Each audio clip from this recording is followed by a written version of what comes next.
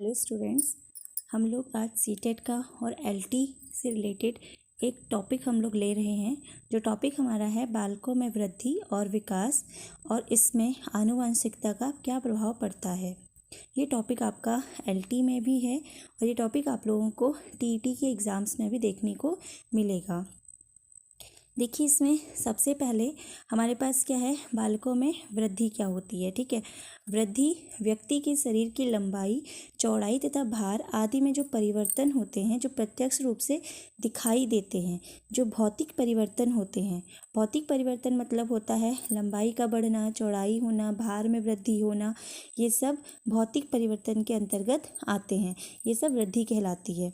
यह गर्भावस्था से लेकर किशोरावस्था तक होती है।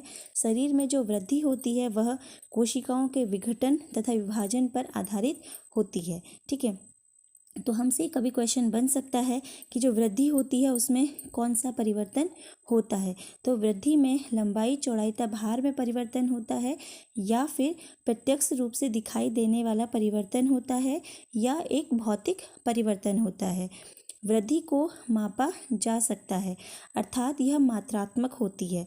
वृद्धि एक समय सीमा के बाद रुक जाती है। इस पर वातावरण, जलवायु और भोजन का प्रभाव पड़ता है। ठीक है, तो वृद्धि जो है मात्रात्मक है। ठीक, वृद्धि को हम माप सकते हैं। एक समय सीमा के बाद वृद्धि रुक जाती है। जो लंबाई बढ़ना होता है एक टाइम के बाद वो रुक जाती है। भार का बढ़ना ऊपर नीचे होता रहता है, कभी कम कभी ज़्यादा। ये सब हमारा वातावरण से रिलेटेड होता है। वातावरण का प्रभाव इस पर पड़ता है, जलवायु का प्रभाव पड़ता है, भोजन का प्रभाव भी इस पर पड़ता है।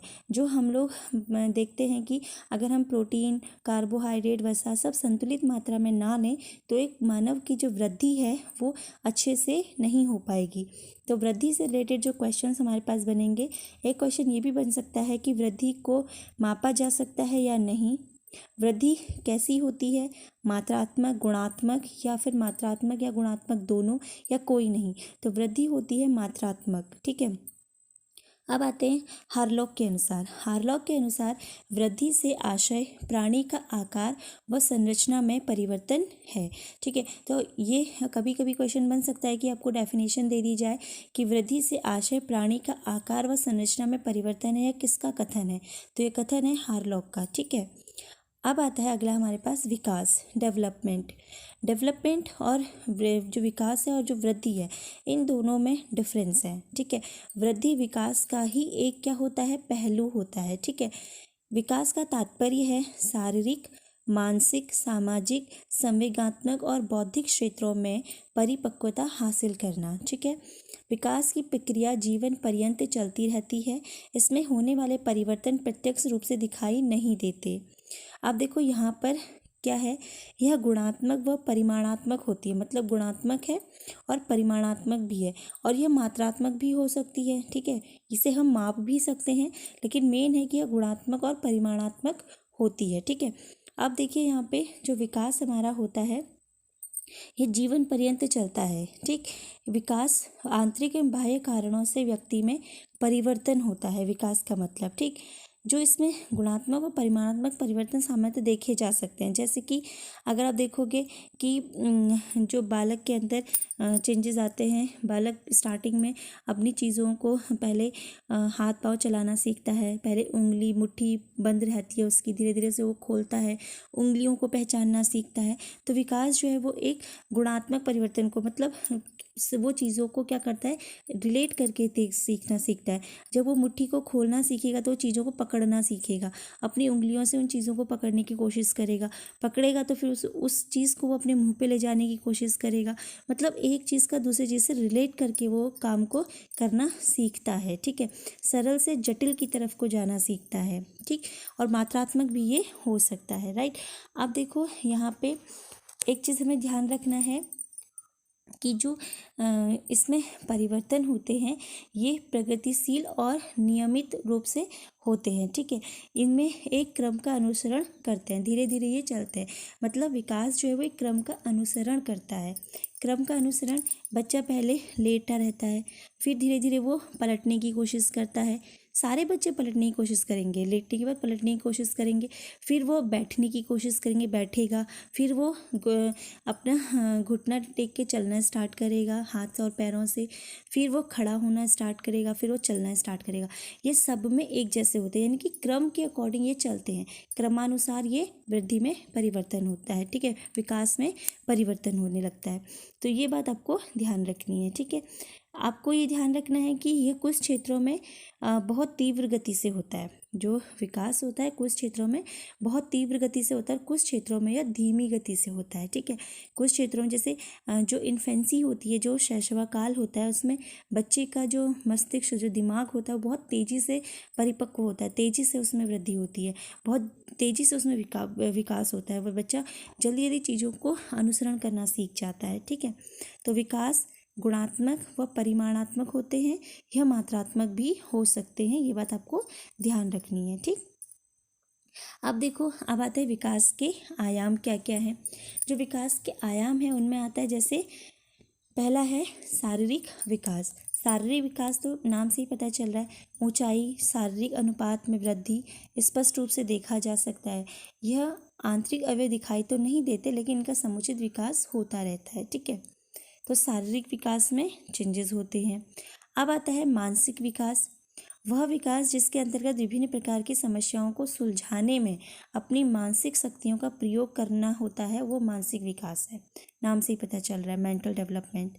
सामवेगिक विकास, संवेग का मतलब होता है भाव, ऐसी अवस्था जहाँ पर व्यवहार में परिवर्तन ऐसे होता है, जैसे कभी गुस्सा आता है, कभी डर लगता है, कभी किसी से नफरत होती है, कभी प्यार आता है, खुशी होती है, ये सब सामवेगिक विकास है।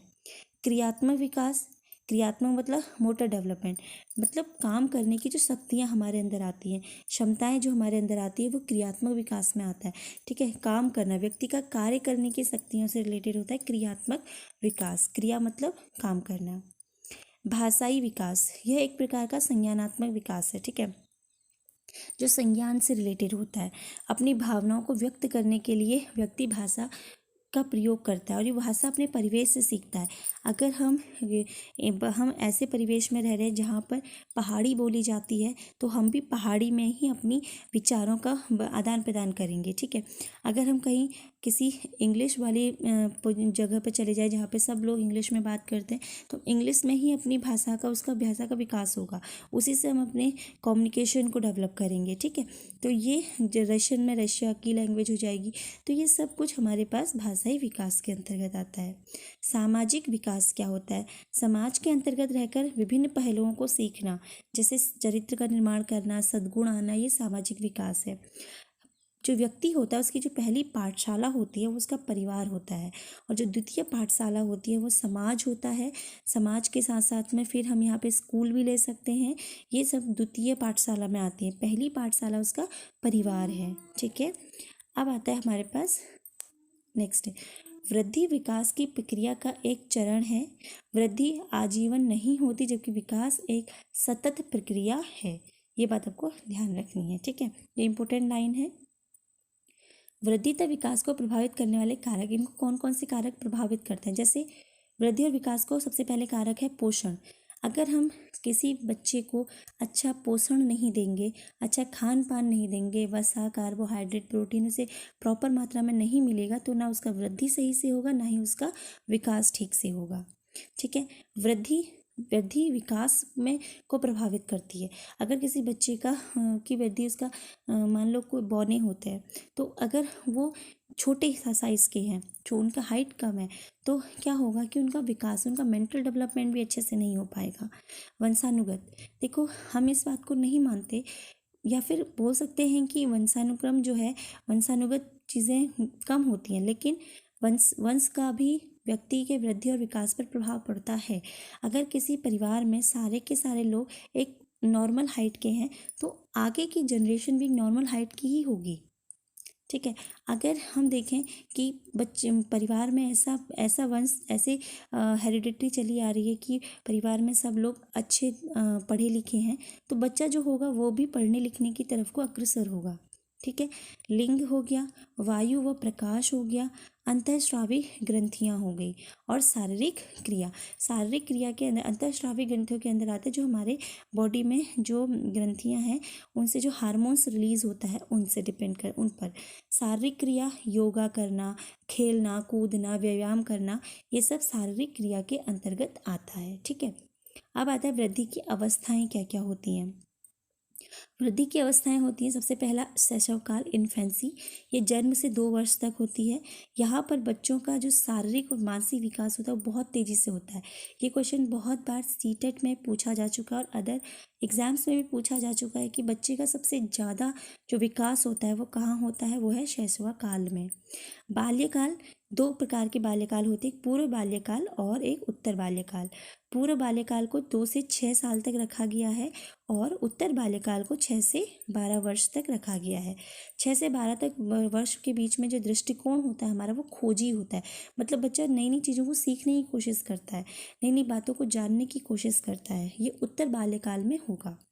किशोरावस्था, किशोरावस्था आती है 12 से 18 साल के बीच में किशोरावस्था आती है। यहाँ पर जो बालक परिपक्वता की ओर अग्रसर होता है, यहाँ पे बच्चे के अंदर गुस्सा भी होता है, यहाँ पे बच्चा बिगड़ने की कोशिश भी करता है, यहाँ पे बच्चा दोस्त बनाता है, गलत रास्ते पे भी जा सकता है, सही रास्ते पे भी जा सकता है। तो ये अवस्था ऐसी होती है जहाँ पे परिपक्वता आने लगती है। ठीक है, फिर आता है युवा प्रौढ़ावस्था, 18 से 40 वर्ष, ये पूर्णतः परिपक्वता का काल होता है। फिर परिपक्व प्रौढ़ावस्था आती है 40 से 65, और फिर आती है वृद्ध प्रौढ़ावस्था, वो है 65 से ऊपर जो है वृद्ध हो हम कहेंगे। ठीक है, वृद्ध प्रौढ़ावस्था में आ जाते हैं वो लोग। ठीक, ये है वृद्धि की अवस्थाएं। फिर आता है हमारे पास अधिगम क्या है। अधिगम का मतलब है सीखना। अधिगम जीवन पर्यंत चलता है, हम चीज़ों को जीवन पर्यंत सीख सकते हैं। हम हर जो आयाम है वहाँ पर कुछ ना कुछ नया सीखते हैं। इसका मतलब होता है ज्ञान अर्जित करना, जिसके द्वारा हम अपने व्यवहार में परिवर्तन करते हैं। जैसे अगर एक बच्चे को हम जंगल में छोड़ दें तो वो जंगल में जो जानवरों के बीच में रहेगा उनकी तरह लैंग्वेज, उनकी तरह ही बोलना चलना सब सीख जाएगा। ठीक है, अगर हम उसी बच्चे को किसी अच्छे परिवेश में रख दें तो वो उनकी तरह रहना सीखेगा। ठीक है, अगर हम देखें तो ये परिवर्तन हमारे पास जीवन पर्यंत होता है। हम जिस भी टाइम पर अच्छा करने की सोचें वहाँ पे नया सीख सकते हैं। तो ये हमारा है अधिगम, मतलब सीखना। अधिगम व्यक्ति के सर्वांगीण विकास में सहायक होता है। ठीक है, जो पूरा विकास करता है, उसका चारों तरफा चौतरफा विकास देता है, वो अधिगम कहलाता है। गेट्स ने कहा था अनुभव द्वारा व्यवहार में रूपांतर लाना ही अधिगम है। ये गेट्स का कथन है।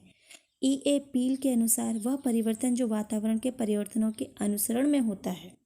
ठीक है, मतलब वातावरण को रिलेट करता है E.A. पील, और गेट्स ने कहा था अनुभव को, अनुभव से चेंज होगा तो गेट्स के अकॉर्डिंग होगा। अगर वातावरण के अकॉर्डिंग चेंज हो रहा है तो E.A. पील ने कहा है।